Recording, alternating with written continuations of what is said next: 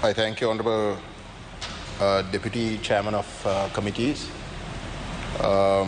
Today is the 23rd of July.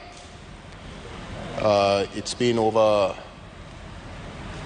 since 1983. We have been commemorating this day as Black July Day. The Tamils in particular, when the Tamil people outside the north and the east, particularly in Colombo, were systematically hunted down. They were hunted down by lists in their electoral registers. The police, the military helped government-backed thugs in hunting down Tamil families, burning them alive, and the carnage and the heinous loss of life to some extent was reduced because of ordinary good Sinhalese people trying to hide the few friends that they could afford to hide from these government-backed, military-backed, police-backed campaign of mass murder. So that is today, a day that we Tamils commemorate without fail. But this government that has now come into power, Honourable Presiding Member, makes it a matter of point at every possible opportunity to say that they are not racist like the past governments, especially like the government in 83 that did this heinous crime. They say that they don't distinguish on the basis of Sinhala, Tamil, Muslim, Christian, Burgher. Those are the famous phrases that they use. But this government's own youth wing, today is organizing youth to go to Jaffna, a day when in the northeast and in the south, Tamils commemorate this Black July Day to completely change the traumatic commemoration of that event. To completely change that idea, they are sending train loads and bus loads of so-called youth to Jaffna to commemorate a day of camaraderie. This is not a day to commemorate camaraderie. If you actually are not racist, if you actually don't have racist intentions, this is a day that you especially, because the JVP was accused by the then J.R. Jayawardena government, the JVP was accused of being the party that actually carried out those riots. So it is a duty upon you to put the record straight and actually make today officially a black day that must be commemorated by everyone, not hidden, not to try and hide and obfuscate that history. But what you all are doing is the complete opposite. You all are trying to hide history. You all are trying to change history. You are trying to change the meaning of today completely. And that is not something, Honourable Presiding Member, that a government that has intentions of putting the record straight, doing the right thing, facing up to the reality of the past, and not making sure that the past is not repeated. These are not the actions of such a government.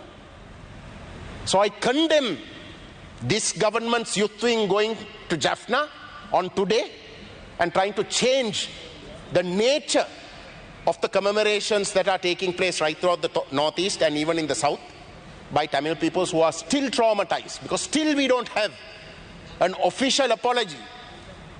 Still we don't have it. And that is what we face today. Honourable Presiding Member, we are today debating amendments to the Companies Act I was listening to many speakers, and the Companies Act amendments are being brought to ensure prevention of money laundering, prevention of black money.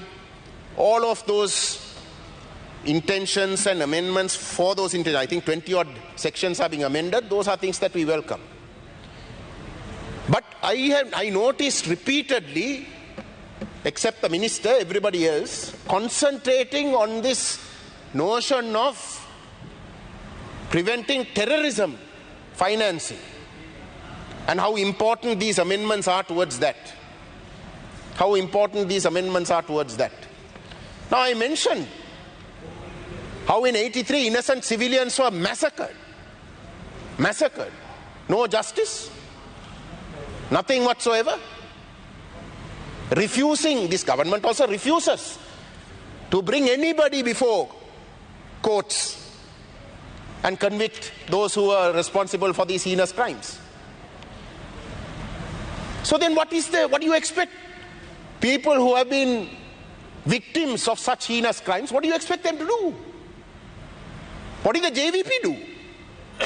The JVP as youth felt that the state is working against their interest, that it is a cabal who controls the state and acting for the interest of a very few elites, and felt that the country must be brought back to the people.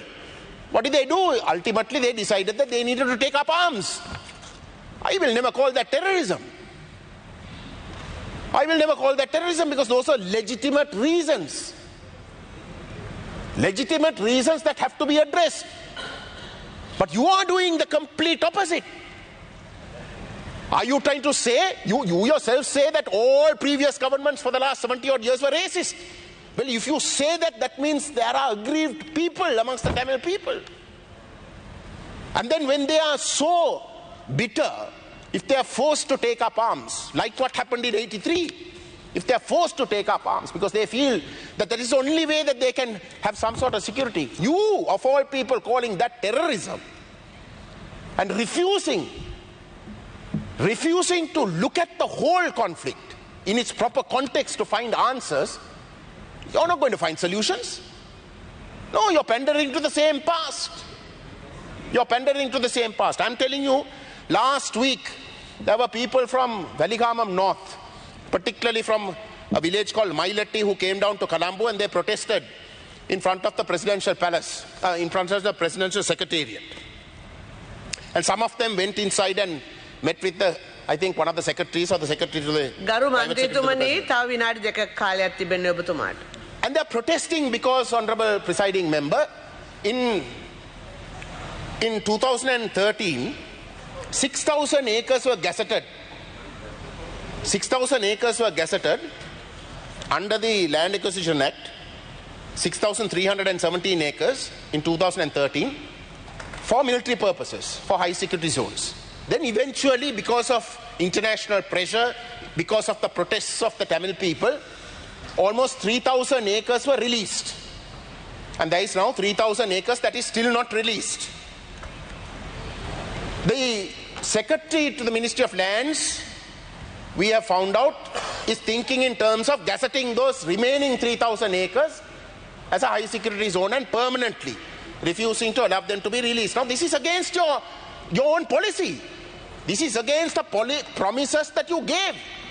Today, out of these 3,000 acres, Honorable Presiding Member, almost 75% of the lands is not used for military purposes. It is used for farming by the army, farming by the navy and the air force.